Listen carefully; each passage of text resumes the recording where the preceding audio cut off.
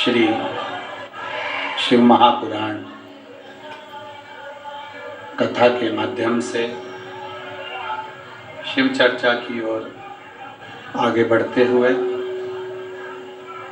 भगवान देवादिदेव महादेव की पवित्र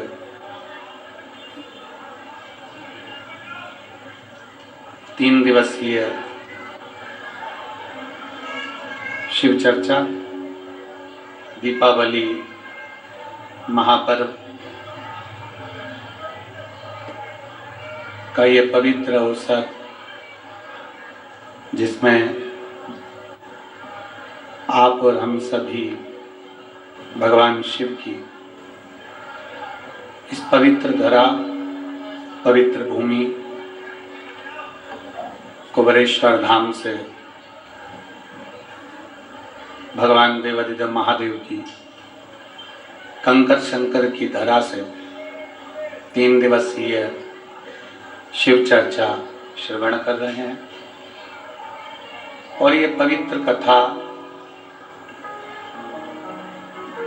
भगवान देवादिदेव महादेव की कृपा से दामोदर मास, कार्तिक मास के पवित्र अवसर पर धनतेरस, रूप चौदस, दीपावली, पड़वा और दूज, कैसे ये दीपावली महापर्व मनाया जाए, कैसे ये दीपावली महापर्व का आनंद हमारे जीवन में सुख प्रदान करे। 5 दिन जो कृष्ण पक्ष के कार्तिक महीने के रहते हैं, ऐसे ही 5 दिन शुक्ल पक्ष के भी रहते हैं। भगवान की कथा का लाभ, भगवान की कथा का लाभ लेने के लिए आप और हम किस तरह से भगवान की अविरल भक्ति को प्राप्त कर सकते हैं, किस तरह से हम भगवान की इस अविरल भक्ति को धारण कर सकते हो, ऐसी पवित्र 3 दिवसीय शिव चर्चा का लाभ आप और हम ले रहे हैं। और बड़े भाग्यशाली हैं आप सभी जो इस कुबेरेश्वर बाबा की पवित्र धरा पर 3 दिवसीय कार्तिक के महीने में दामोदर मास में शिव चर्चा श्रवण कर रहे हैं। और तेरी कृपा बिना एक भी लेते हैं श्वास, तेरी कृपा से तनो तनो बखान क्या करूं मैं, लाखों के ढेर का चपटी भभूत में खजाना कुबेर का।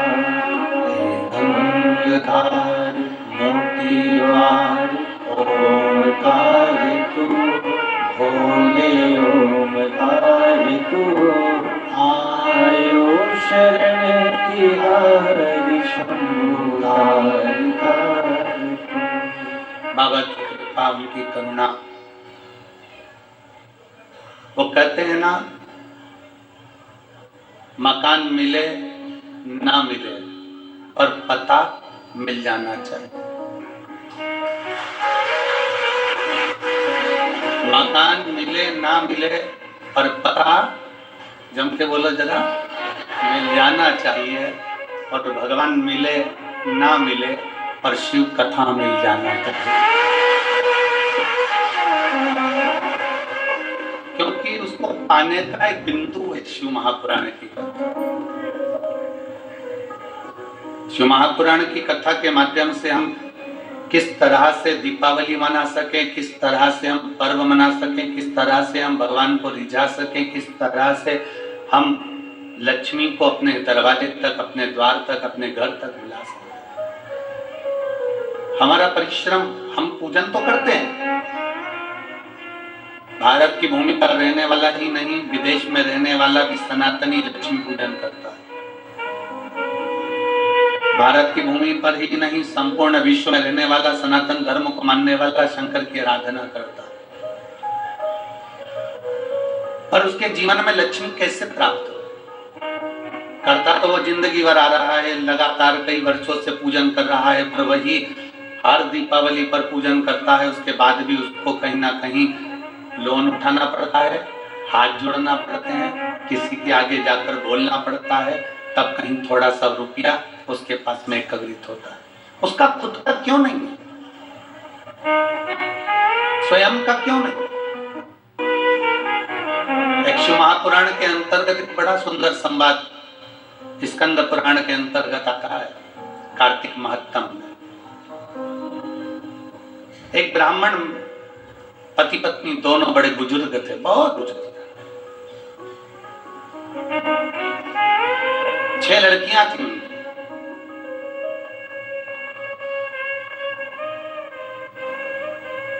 4 लड़कियों की शादी हो गई, 2 कुंवारी रही। अब 2 लड़कियां कुंवारी हैं, 4 का विवाह हो गया, अपने अपने घर पहुंच गई। पर जिनके घर में उनका विवाह हुआ वहां पर भी वो दुखी थी और मायके में भी वो दुखी थी। होता किसी किसी के ललाट पर जो लिखा होता है उसको कौन तल सकता है? माता पिता अपनी बेटी का विवाह क्यों करते हैं? क्योंकि अगर उसको यहाँ दुख है तो वहां जाकर सुख भोग ले। अगर यहाँ तकलीफ की जिंदगी उसने जी है तो वहां जाकर उसको जिंदगी मिल जाए। माता पिता तो ये विचार करते हैं।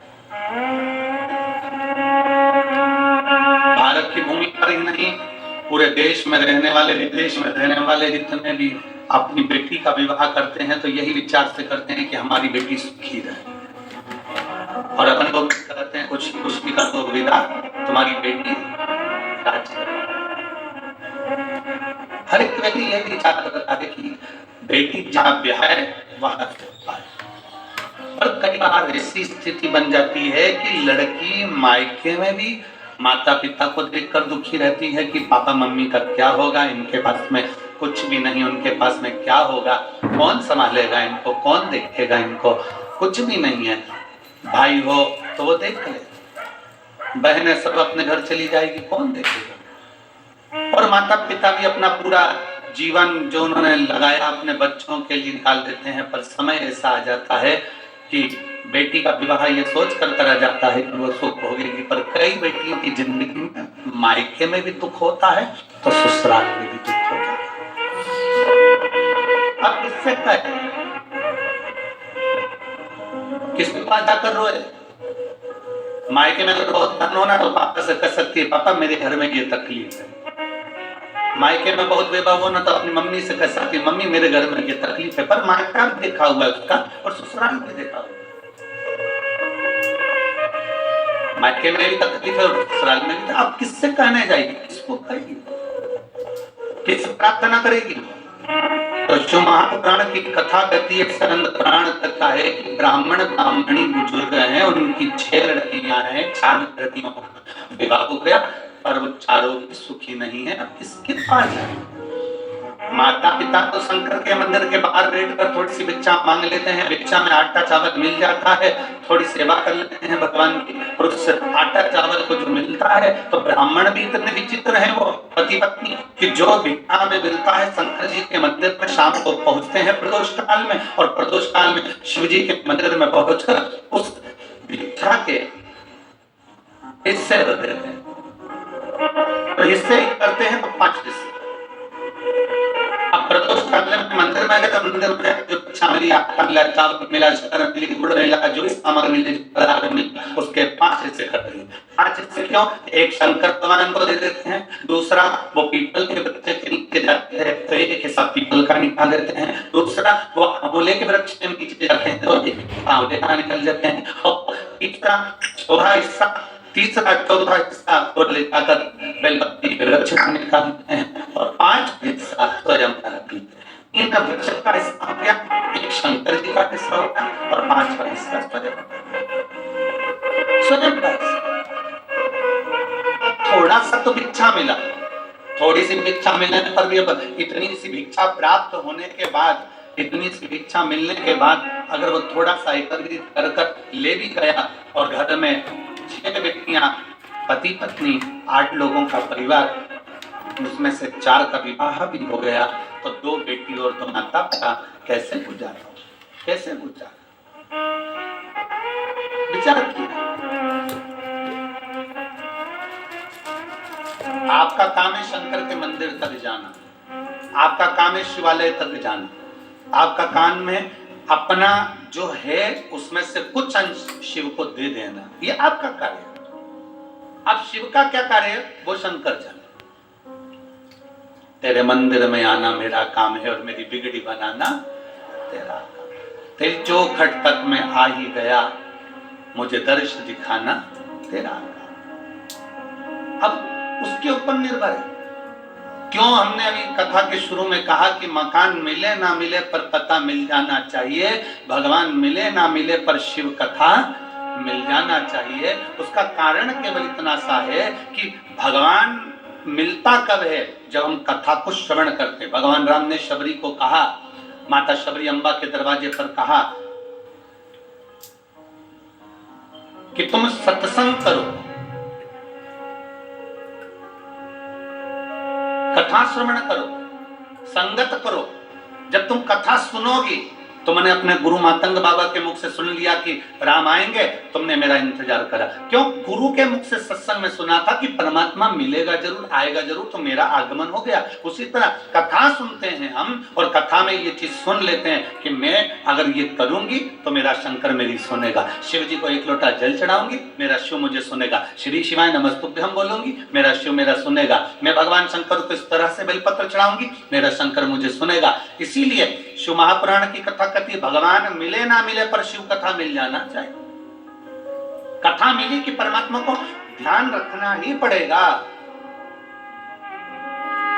बकरी चलाने वाला अपने मोहल्ले की बकरी लेकर निकल गया, और बकरी वाला जब लेकर निकला है और घर के लोगों ने देख लिया कि वो बकरी लेकर जा रहा है, पहचान का आदमी और बकरी लेकर जाएगा, मतलब बकरी वाले से उसने एक ही बार कहा कि हमारे घर की बकरियां ले जा, हमारे यहाँ की गाय ले जा, चरा कर लिया ना, हमारे यहाँ का ऊंट ले जा, चरा के लिया ना, हमारे यहाँ की भेड़ ले जा, चरा के लिया ना। बकरी वाले को तो केवल एक बार कहा गया, बकरी वाला रोज ले जाता है, रोज चरा कर लाता है। अब जवाबदारी किसकी है?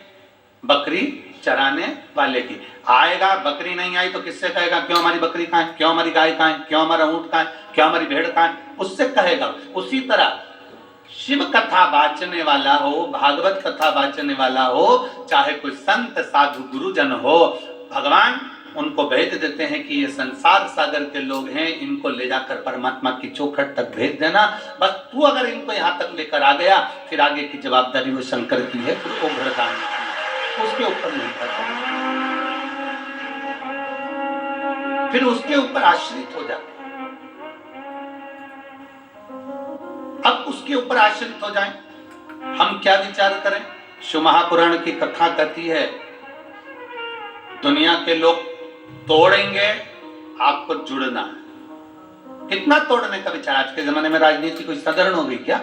आज के जमाने की राजनीति देखिए, ब्राह्मणों को तोड़ दिया, क्षत्रियों को तोड़ दिया, वैश्य को तोड़ दिया, शूद्र को तोड़ दिया, चार वर्णों में चारों को तोड़कर रख दिया, और वहां अगर आज भी हम लोग एकजुट नहीं हुए तो आने वाला समय हमको रुला देगा। आपकी जेब में 100 का नोट है? अरे बोलो तो जम के, चलो ठीक है। 100 रुपए के 4 हिस्से करो, कितने कितने हो गए? जम के बोलो, 25-25। ठीक है, अब 100 के नोट के 4 हिस्से कितने हुए? 25-25। अब निकालो नोट और उसको 4 हिस्से में फाड़ दो, और एक